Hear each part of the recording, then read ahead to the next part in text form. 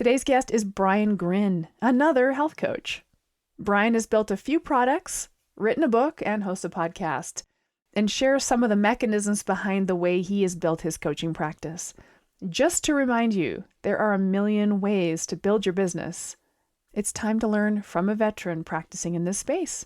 So please welcome Gryn. Hi, I'm Erin Power. And I'm Laura Rupsis. We're certified health coaches, and this is Health Coach Radio. This podcast is about the art, science, and business of health coaching. We share our insider tips to help you become a better coach and entrepreneur. And we interview expert guests to discover how they've made it in this growing field. It's time for health coaches to make an impact. It's time for Health Coach Radio. We have Gryn with us today. Super excited to have a fellow PhD in the house. How are you, Brian? I'm great. How are you, Laura? We're doing awesome. We were talking offline about all the fun things we can talk about. We love talking to other people that have graduated from a health coach program and are actually using what they learned to go do what they love. Love these conversations. So if you wouldn't mind kicking us off, share with us a little bit of your origin story. What led you down this path? Well, I've been in health and wellness for like almost 20 years now. Mm-hmm. I think coming out of school, I went to the corporate world and shortly realized I wasn't meant for like a sedentary position. I had to do something where I was moving. So I got into training and trained out of a small studio for a few years. Wanted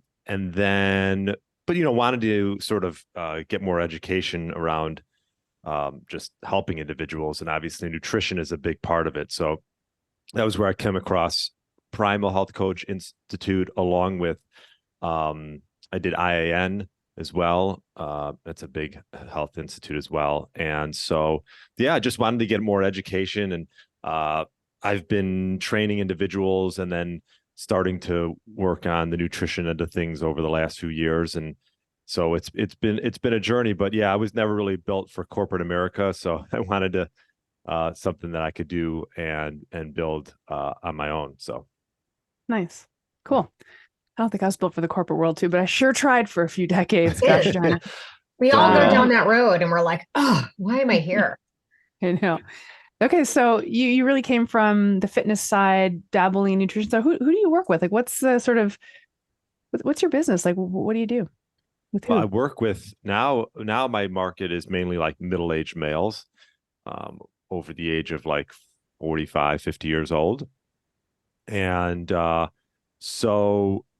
do I've built a few different products through the years. And one of them recently is I have a book that I just recently have come out with called the Step Ladder System. And I've built a funnel around that. And so I do coaching as far as like I have a 6-month program that I help mainly men. I have worked with women, but mainly men. And that's, we hit on sleep, stress, everything, nutrition, activity, and so on and so forth. So that's been a lot of my efforts, is building out more of a high ticket item, that 6-month program. I love the fact that we're talking to someone who focuses on men, because so many of our guests, Brian, look, I don't think it's any secret that when you take a look at health coaching worldwide, the majority are women. Our particular community of primal health coaches, that's not the case. I do feel like we're far more evenly split. That may be a nature of our philosophy, generally speaking, in terms of what we recommend related to just nutrition, movement, and lifestyle.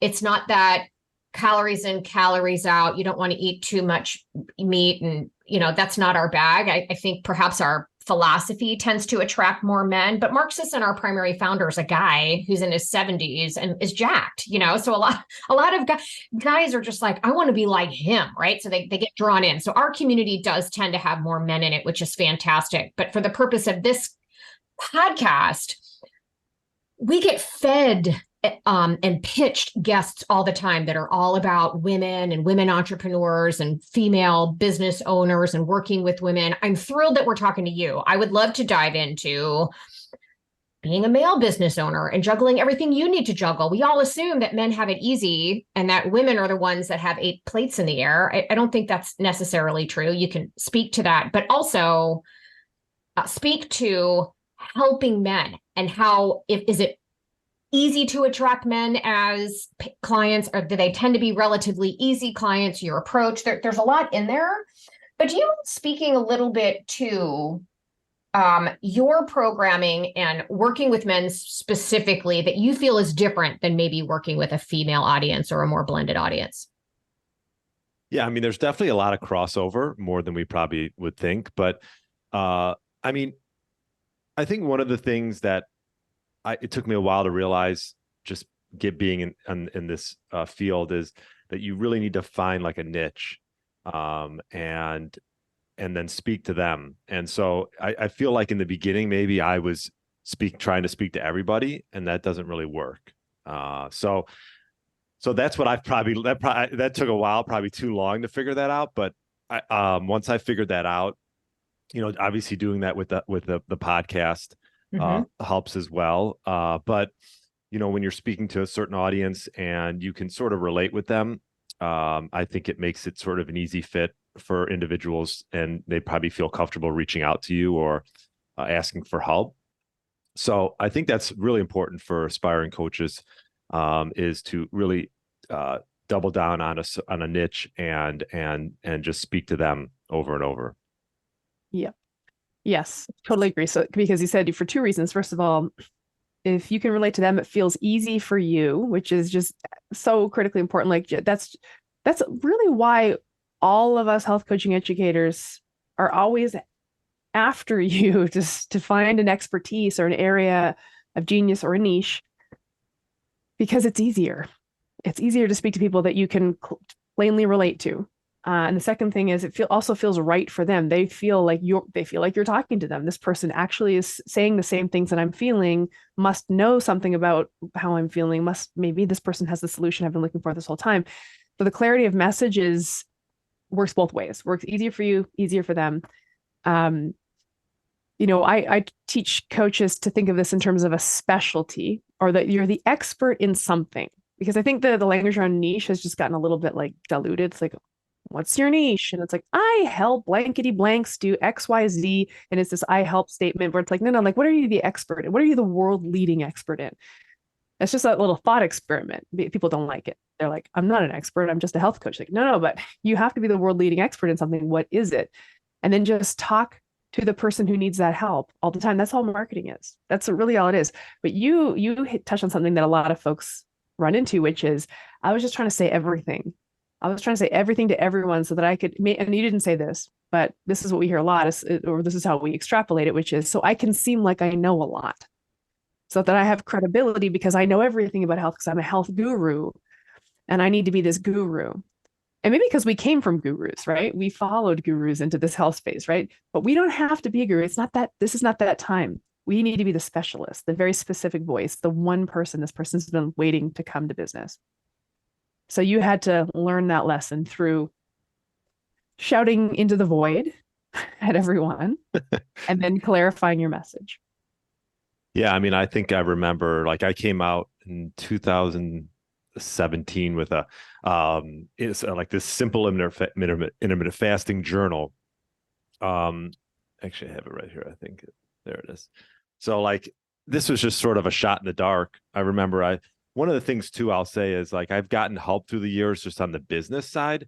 And I know you guys do this with Primal Health Coaching, and there, like you give assistance as far as some, programs, can sort of help individuals with the business side. But, that's such a big part of it. I mean, the education is great, but knowing how to market yourself and knowing how to have offers and have different products that speak to different people, I think that's, obviously something that takes time. It's not like it's a lot of it's experimentation and seeing what works. But at the time, I worked with a gentleman by the name of Ryan Lee. I don't know if you know guys, Ryan Lee. He's a marketing guy. He's been around. He actually was in the health field for a long time.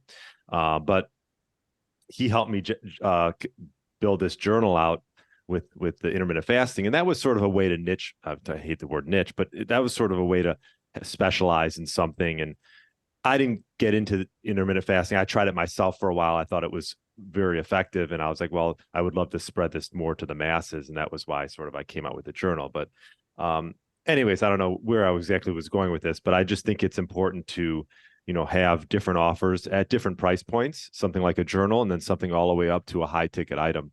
And then and everywhere in between. But I don't think you need to have a ton of SKUs, like different products. You can have 3 different product offerings and be effective. But I do think if you want to build like a long-term sustainable health coaching business, I do think you need a high ticket offer. Yes, I agree. That's your 6-month program. So you have the fasting book, for example. Well, you also have the book that you wrote, your book, and then you said there's a funnel associated with that somehow. And then you have the high ticket coaching. So what products what's in your product suite currently? What's your product suite consist of? Yeah, I mean, right now it's really like if you went on my website, it's either like honestly something for free, which would be just like a 15-minute conversation, all the way to the high ticket item. And then in between there's like, obviously this journal I've had around for a while. It's not something I necessarily market much anymore. I mean, it still gets bought here and there. But my funnel has a bunch of different offerings, and this is anywhere from like a PDF file that goes through like the top 80 questions that people have for health. I sort of putting the funnel together and having different offerings in the funnel. I took things that I sort of refurbished things. I think some people, it's intimidating to do like something like a funnel with all these different offerings. You're like, oh, I got to come up with all this content. But really, you can refurbish things. Like one of them was like working out in your basement. Like it was like build muscle in your basement. It's like, and it's me doing just a bunch. I think I did this over COVID. I'd made a bunch of different videos of different workouts, put it together, and have that as an offering. And you do that a little bit every day. It doesn't take as long as you necessarily think it will. So yeah, I guess so I have obviously anything from that high end offer to build muscle in your basement, or obviously my book, which is just like it's right now just selling for $7.99. So it's not obviously it's a low ticket item. Okay. Do you mind taking us through kind of your evolution? So you started out in a corporate job that you didn't want. So then you turned and pivoted into training, basically, right? And you were working out of a studio, I heard you say. Correct. Decided along the way to add in nutrition. Something got you out of the studio, or are you still there? Not in the studio anymore. Left during COVID. During COVID. Okay. And so now can you look, this concept of a funnel, I think for folks that have been entertaining this, or they've been in business as a health coach for a while and they're looking to grow, they I think understand the concept of what a funnel really refers to. But at what point do you think a coach needs to be from a business perspective to really understand this funnel, what goes into it, when to start spending money on it, and an expert? I want folks listening to kind of understand maybe the evolution of the growth of a business, or the evolution of the growth of an entrepreneur or business owner, knowing when to deploy these tools and their usefulness. Yeah, it's a good question. So I would say that first and foremost, getting into health coaching, I think it's important that early on to just take on clients, even if they're not the right client. And I'm not saying take on a client and like be like, and just say, oh, I'm just going to charge them like some small nominal amount. Like you can charge for these clients, but I think your best learning and where you sort of want to go with your business is just through experimentation, through having different clients and seeing what works. So I think that's, I don't think you have to overthink it and have 1,000 products and have a funnel. Like the reason I have a funnel is probably because I've just been in it long enough that I realized that I wanted something else, I guess. And so, but I think initially, I don't think you have to overthink this, and just keep it simple and just start getting the word out that this is something that you're doing. And so take on a few clients early on, learn from that, even if it's not perfect and you don't have a perfect system set up. Then once you have a few clients and you're feeling more comfortable talking with people, then I think it's important to maybe set up a system that you can follow. I actually, and again, I've gotten help. I worked with the guy's name was Sonny Durant. It's a great name. Sonny. So Sonny helped me create a system around not only this 6-month program, but around selling and scripts and how you sort of take people through this selling process, because it's not something that's just like so black and white. Like there is a science around like talking with people and having them want to join you on this journey, and doing these sales calls, just like any other business, right? It just takes time to get comfortable talking with someone and finding out like what are their pains and how you can help them and provide a solution. And so that was very helpful, having a system in place that I was confident in, and then also sort of a sales script around that.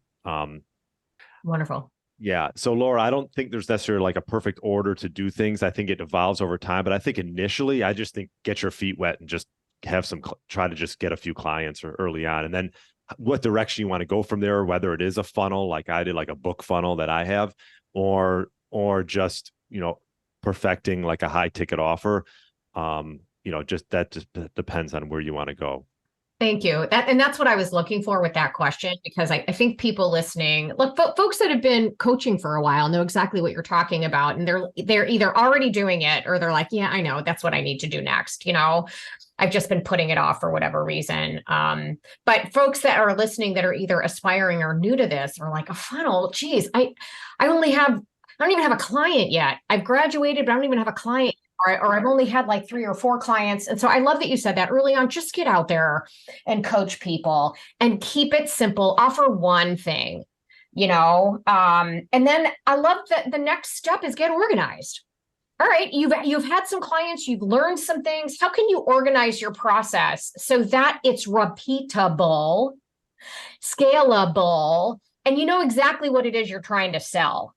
Then the next step, I love what you said, that to learn how to sell. It's not easy, right? A lot of this you can lean on, and I don't know if you have some thoughts on this in terms of how you approach a sales conversation. A lot of this is very similar to a coaching conversation. Mm-hmm. Sales is coaching.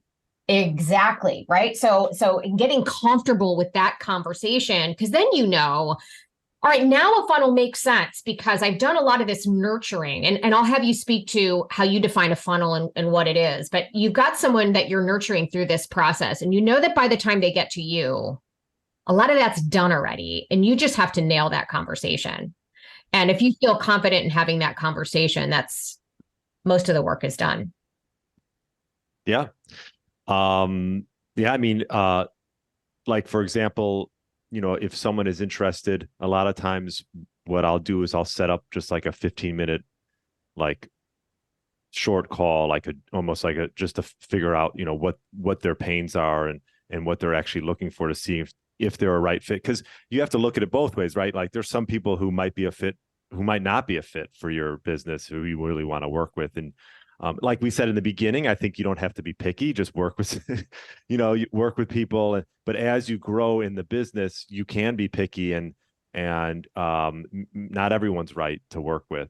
But just understanding like initially just their challenges, and then seeing what type of commitment check, sort of what kind of commitment are they going to have. And then from there, it's just about like understanding their why and things like that. And then, taking them through the next steps after that. So, yeah. So the sales conversation is a coaching conversation, and kind of to Laura's point, it's somebody who clicked a button to want to talk to you. So I think that people get freaked out because they're going to have to get on and cold call randos into their coaching practice, and that's just simply not true. The people that are on the phone with you have a curiosity about what you do, and if you have the solution to their problem. And by the way, I approach sales calls with that exact same matched curiosity. Gosh, what brought you to this call today? Why are we having this conversation? You've used the word often, the word pains, and I know that probably sounds a little frictiony for people to imagine, but we have to get to the pain. Mm-hmm. What is bringing them to change? And I always ask the question, what's plan B? What if we don't do this? then they have to realize that the pain continues. But it's there's such a curiosity, and after a period of time, these sales calls become actually fun, because at the end of the day, you're talking to people who are like-minded, or seeking a solution that they suspect you might have. Like, that's why they booked it. They suspect you might have the solution. They don't necessarily know if they're ready to do it or all these reasons, but I do think that, for good reason, new coaches and seasoned coaches freak out about the sales call quite often. But it's simply coaching. Yeah, too. And I think early on, going with a referral approach is a good way to go, which is start with your warm market, reach out to them and ask them. Don't ask them directly. Maybe they are looking, but you could ask, let's just say it's a family member or a friend. You could say, I have my health coaching business.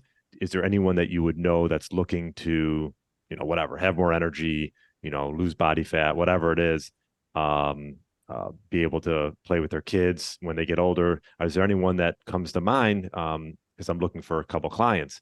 And so you're sort of indirectly talking to that person and it doesn't seem like you're putting pressure on them, but you're asking more from a referral standpoint. And then if it's right for them, a lot of times then they'll say something. So it's not so direct. So earlier, but we hadn't got to this conversation on sales, and you dropped this little nugget, and I was very eager to pick it up and kind of work with it, because I thought it was pretty cool stroke of wisdom that coaches need to hear.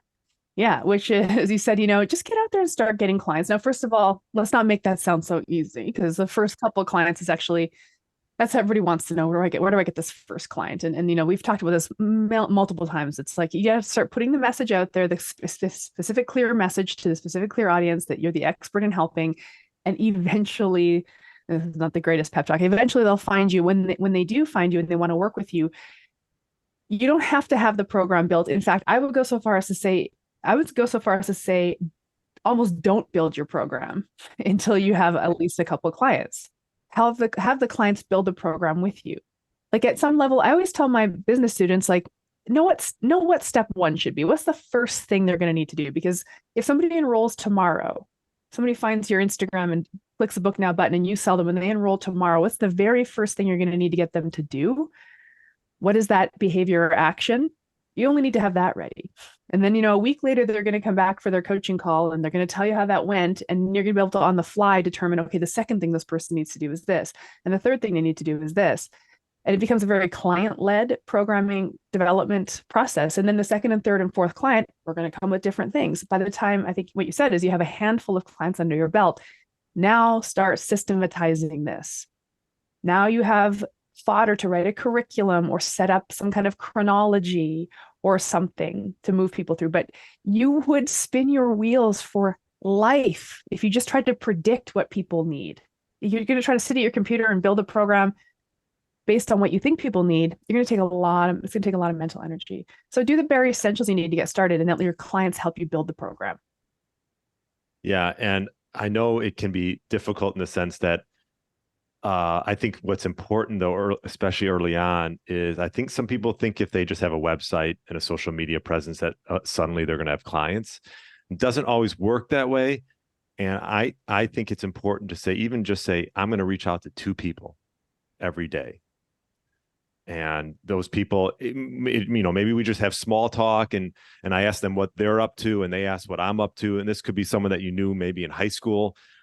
And again, this could be through text, doesn't necessarily even have to be through a call, but at least it's getting the word out. And I think if you stay consistent with that warm market approach early on, I think that's helpful. Yeah. My approach early on was just talking to a lot of the people that were in my niche. I mean, and look, that's sort of changed over time. And, when my older 2 were young and I spent most of my time sitting on the sidelines of a soccer field or a baseball field, the parents of those kids were right in my wheelhouse. And I would lead by example, and I would strike up conversations. But the other thing I did when I decided I really wanted to focus mostly on women is I reached out to the people that I knew were in that demographic, a lot of people. And I asked for help. Look, I've been coaching now for a few years. I've decided this is the one area that I think I'm really good at. And this is the program I want to design. Will you help me? I need some feedback. I'm going to here's a general outline. To Erin's point, I didn't have a whole program written. These are some common pain points that a lot of these, and I would love your feedback on this. And everybody, there were a couple people that probably didn't see it and didn't reply, but I didn't have anyone that was like, how dare you? No, I'm not interested in doing none of that stuff. They all kind of had some points that they felt were important and awesome for a handful of them. Do you mind jumping on the phone with me for 15 minutes so I can talk this out? The next thing I know, they're kind of helping me design the bare bones of a program. And hey, I'm going to launch this live in about a month. Anyone that helped me with this, I'm going to let you into this. So for some of them, it was free, or I did that one time, and another time I made it like half price. Can jump into this on, half price for the rest of this group as a thank you for the program. So I got some of those people in, and they referred friends. There's so many different ways that I think you can approach that outreach, especially early on while you're still seeking feedback, is really important. And I don't think you have to be afraid, and I'd love your opinion on this, to both position yourself as an expert, like Erin said, but also seeking feedback. Because there's a difference between being an expert in a particular point of view, philosophy, process, problem that you're trying to solve, and wanting to understand how to take that expertise and build it into a program or a deliverable that someone would find valuable.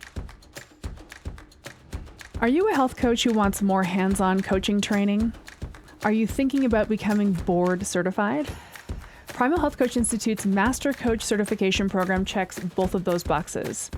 It's live, so you get to ask questions as you go, and we cap the number of students for each round so you get individualized attention and plenty of opportunity to practice your coaching skills with faculty and peers. Coaches become great with experience, and this course fast tracks that educational experience so you don't have to spend years learning directly from clients. You'll know exactly how to coach for optimal results in just 12 weeks. It also prepares you to sit for the National Board of Health and Wellness Coaches exam so you can become a board-certified health coach. We only offer this certification program twice a year, and it fills up fast. So be sure to learn more at primalhealthcoach.com and reserve your seat soon. Yeah, I mean, I think that's one issue that can come up with individuals as far as thinking they need to know everything and be an expert. And I probably did this myself early on. It's like, oh, how many certifications can I get? I still, to this day, I still go to different, and I'll get different certifications because I just want to learn. But I think that you don't, like, the individual that's looking for help, they're not expecting you to know everything. As long as you come from a place of, you come from a place of that you're there to help them and guide them, and you're confident. I think if that's a big thing, like with any of this, like if you just show that you have value and that you're confident, I think just that alone, people will trust that, and you don't have to know everything about everything to start this business. Yeah, I feel like you need to know just a couple things. You need to clearly know a couple. I mean, it's to your point. We are nerds. We want to learn more, but to the end consumer, I think they really want to know that you know a lot about a few things. That needs to be very clear to them that you know a lot about a few things. There's confidence in that. This is the expert for me, right? That idea of using the word expert, I know I'm throwing this word around, but let's just lighten the load on this word, right? Like, I'm the expert in these few little health areas. My client is the expert on what is and isn't working for them in their life, and we're going to just co-create some expertise together. And we can use the word expert without feeling like imposters, right? Mm-hmm. So there's something to that. So on some level, you have to feel like a bit of an expert if you decide to embark on writing a book, which you did. How did you write your book? Did you self-publish? Like, tell us about this book writing process. Yeah. So I worked with a company. As you can tell, all my business stuff was I got assistance from someone, and that's what I recommend, is try to find people that specialize in things that you want to do. But I came across this guy named Mike Shreve, who's big into he's been in marketing sales, but he's big into funnels and creating offers through that and building trust through a book.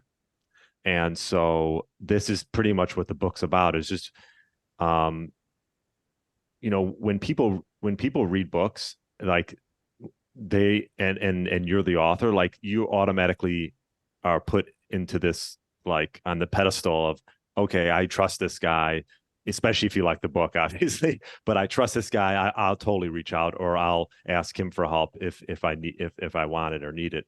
And so that was sort of the idea with this offer, with this book offer, is I got help. Obviously, I did get help writing it and then creating the funnel as well. But I listened to his message for a while about creating a book funnel and building trust through a book, and I thought that was just a nice way with cold market as a way to get my name out there. And so put the book together over, God, I don't know how long it took, maybe 8 months, give or take. And it's mainly like PDF style. It is on Amazon, so people can just buy it on Amazon, but it's mainly meant as a, just to go to the get it as a PDF. And then there's bonuses alongside that, and order bumps and upsells. And throughout the book, there's like calls to action. And, so that individual could be going through the book and saying, well, it sounds, I maybe I'll try doing this on my own, but I probably need help. And so then obviously the right person will hopefully reach out. What's the name of the book? I would imagine it's geared towards your target audience, men between 45, 50-ish. Yeah, the name, it's called the Step Ladder System. It's 6 steps to lifelong health and vitality. Okay. So you wrote this book. It took you about 8 months, but how long have you been podcasting? Probably started, God, how many episodes? How many do you guys have? You guys have 100 episodes. I think I have like 293. There we go. Wow. Nice. Awesome. So you have this podcast that I assume became your sort of chosen medium to get your message out there. That I think gives you this certain level of expertise. Now you have this book that people are like, all right, I listened to his podcast. I'm going to go ahead and buy his book for however many dollars. And that book gives people a little bit more information that, if it's really well motivated, certain personalities, people with the right resources can likely be successful with the book.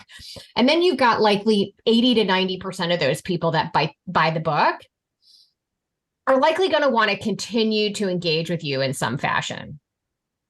Yeah, exactly. That's the goal. And it's not, I know it's not as easy as, oh, I'm going to write a book and people will just reach out. Like there has to be follow-up, right? So, and that's the idea, is like building out that email list of people who have bought the book and continually following up through weekly emails that,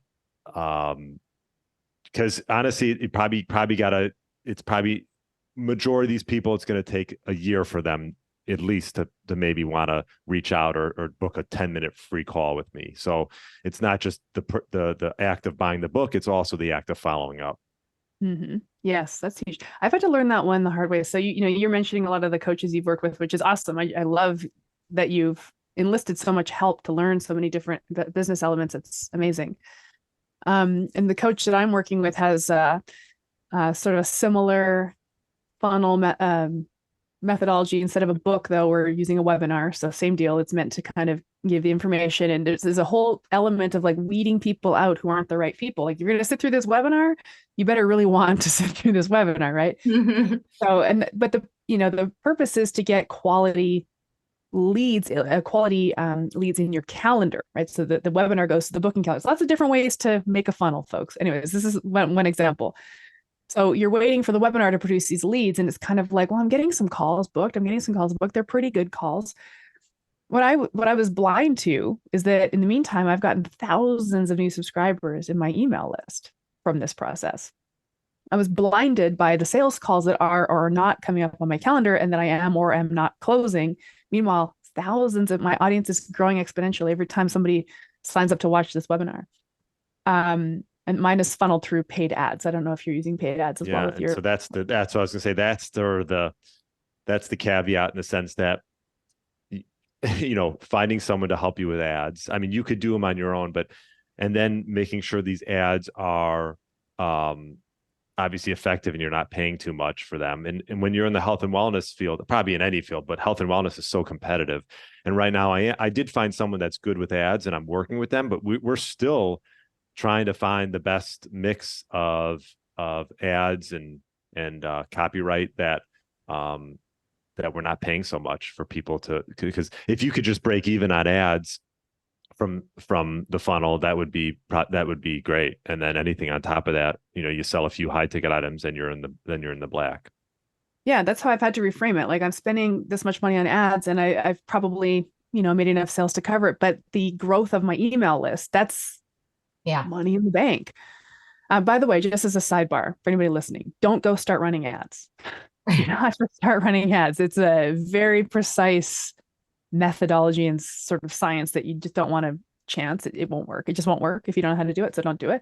But what I wanted to say is that this is one way of doing a funnel: paid ads to some kind of book, webinar, whatever, into a call booking link and or an email list. This can also be done organically. That's what we're all doing. You post on your Instagram feed, link in bio, click on my link in bio, get on my e-newsletter, nurture, eventually a client. And it might be a year, 2 years, 3 years later. I still have clients that sign up with me who say, I've been following you for 4 years and I finally decided. And it's like, cool. Like, at least I was there. At least I was consistently there. I didn't throw in the towel 3 years ago before this person got a chance to sign up. Right. So there's a long game element to this.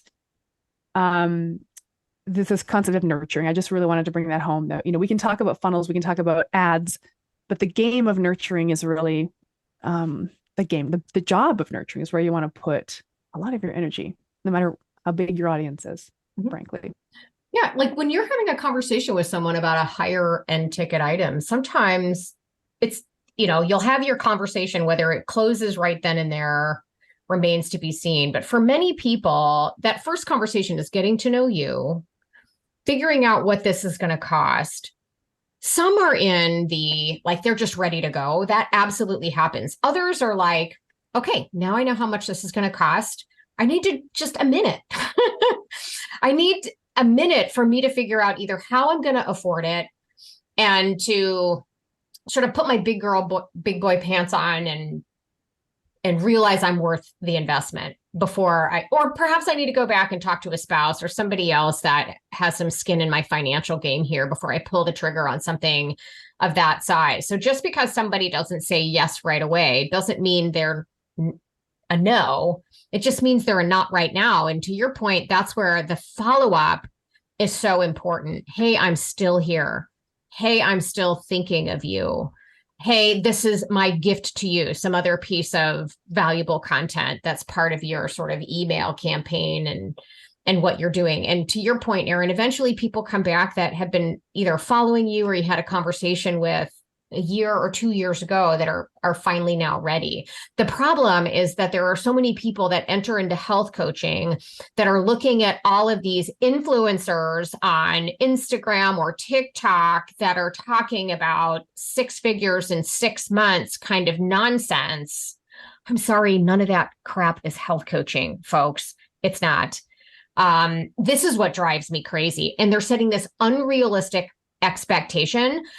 And I think they sort of, I don't know, I'm speaking for people that I don't know, but I think they rationalize this of, well, just because not everybody gets these results doesn't mean nobody gets these results. And so this is what I'm selling. I'm selling this like 6 figures in 6 months, and 2% of the people that actually deploy my methodology achieve these results. The other 98%, oh, well, you'll get there in a year. You'll get there in 2 years. You'll get there in 3 years. Problem is the vast majority of people quit.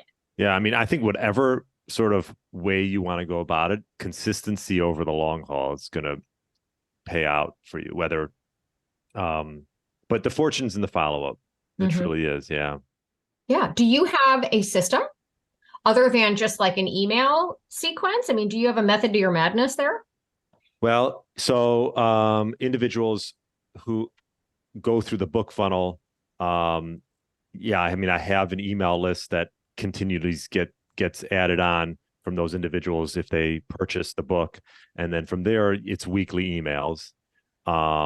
There are weekly emails, and then some of them are just general content stuff, and some of it is like calls to action. I think it's good to mix it up. You got to give free content out, and not always be having calls to action on everything. And so, but yeah, so I think that right now that's what that's the follow-up that I have set up, is just those weekly emails. And obviously I have the podcast and stuff as follow-ups as well. I love it.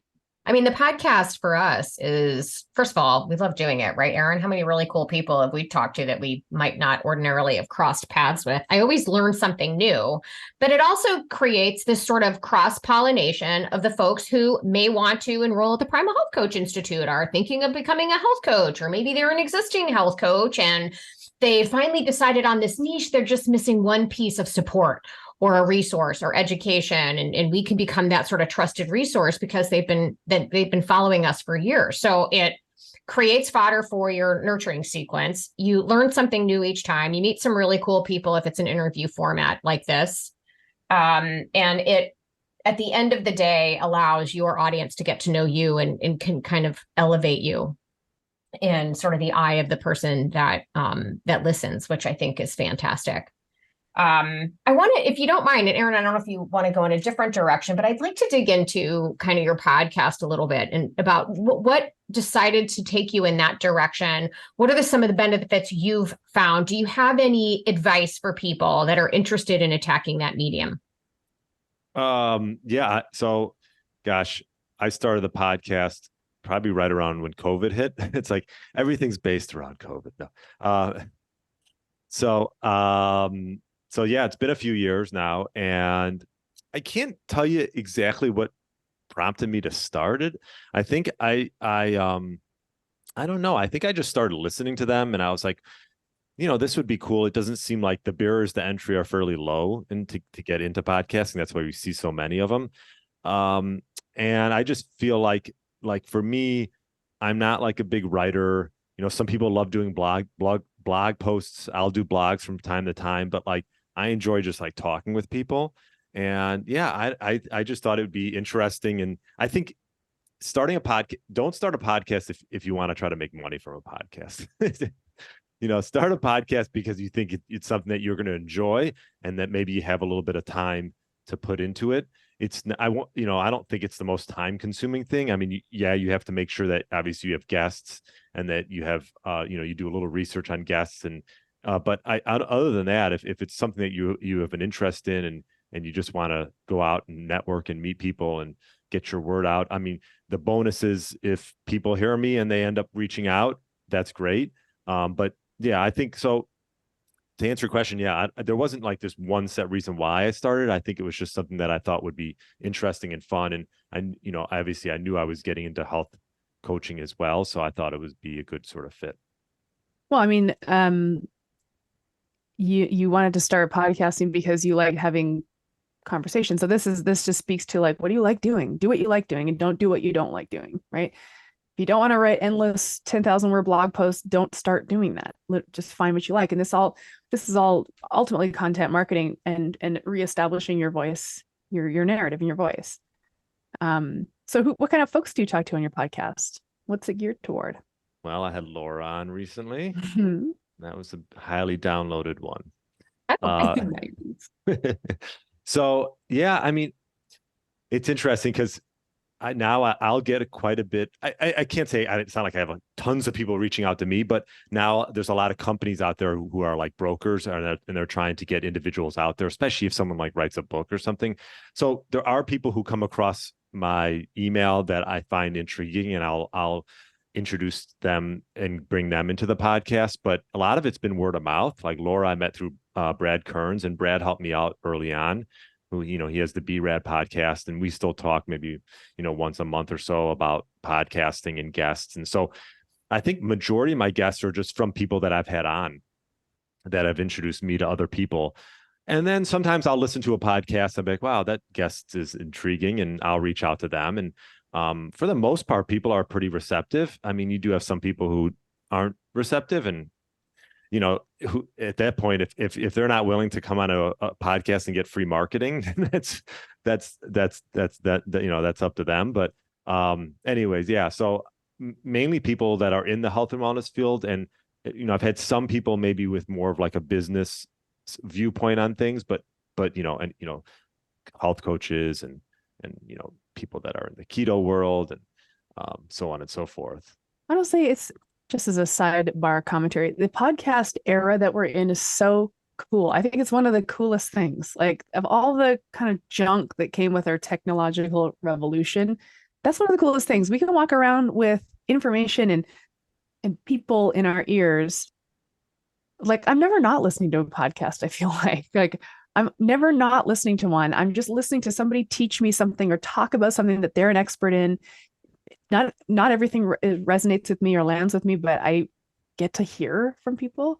It feels like such a nice little respite in amongst this sort of sea of terrible online interaction that we're kind of forced into, where I can choose to listen to this person and learn something from them, and just spending our whole day kind of hearing from each other. It's just really neat. I just think the podcast era is one of the coolest eras in technology. And, there's a billion podcasts out there, so it's not like we need any more of them, but there's no harm in dropping another one in because somebody's going to want to listen to it, Yeah, I agree.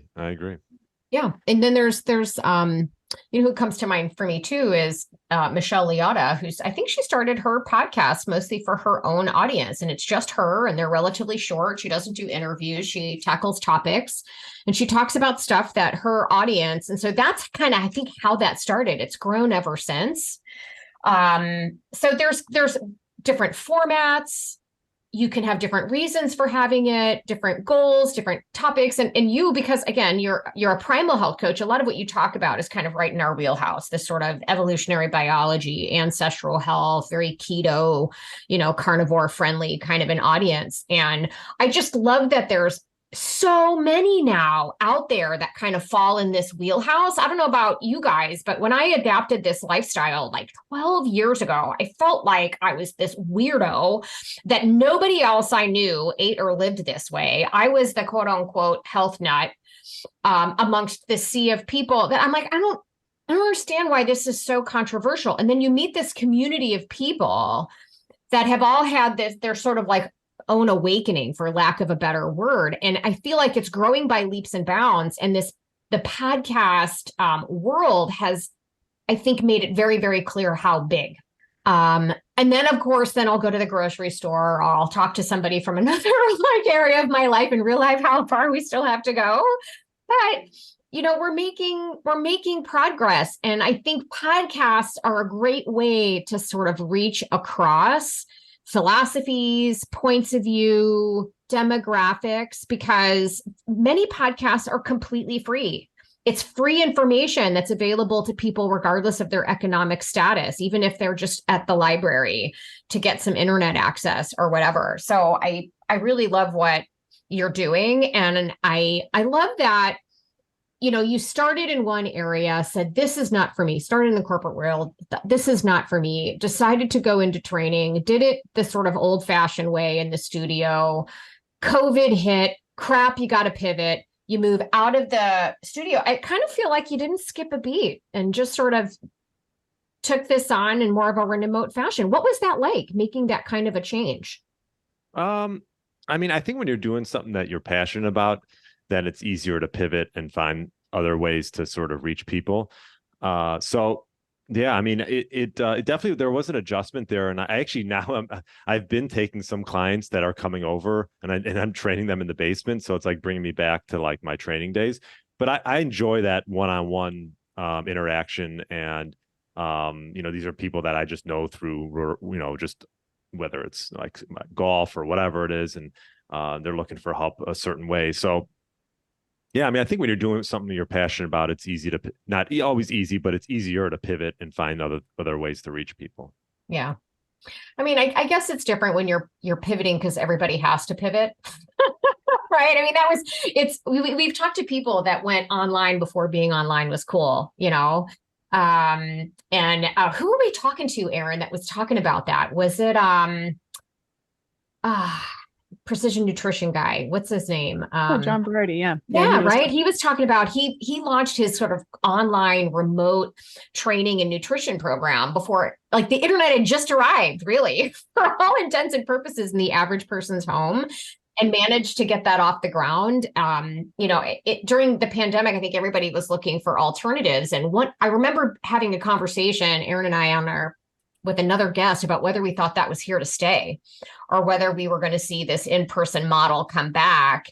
And we were pretty confident that we were going to see this in-person demand again, because I think it's in our nature as human beings, but wasn't really going to go away. There's a lot of convenience in terms of being able to do things from home, seek practitioners and people that you really connect with, but they just aren't in your backyard.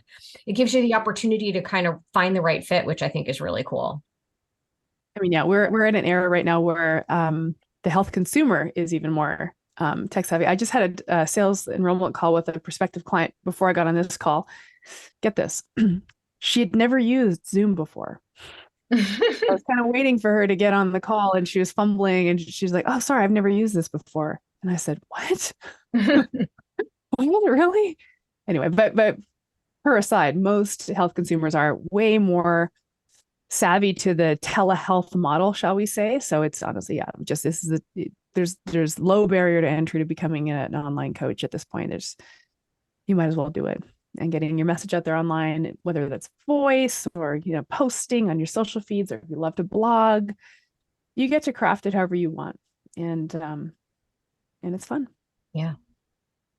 I love it. So, I mean, I know other health coaches love to follow other health coaches so they can keep track of sort of what you're doing, be inspired by some things you're saying, and kind of get an inside look at how you're doing things. So do you mind sharing with our audience where people can find you, the name of your podcast, your website, any social media handles that we can point people to? I mean, everything's on my website, briangryn.com. So they can find everything from the podcast to just like what's going on as far as blogging and coaching and stuff. I have my podcast is the Get Lean, Eat Clean podcast. I put out 2 episodes a week. One of them's a debate. I'm reading a debate. We do have debates, and I've been trying to get more debates on, but those are popular. But interview is one, and then just a small micro, like 10-minute rant that I'll talk about certain issues, not issues, but different issues or different, health topics that have come up. So, yeah. So briangryn.com and Get Lean, Eat Clean is the podcast. Love it. Awesome. Thank you so much, Brian. This was great. Thanks, Laura and Aaron. I appreciate it. This podcast was brought to you by Primal Health Coach Institute. To learn more about how to become a successful health coach, get in touch with us by visiting primalhealthcoach.com/call.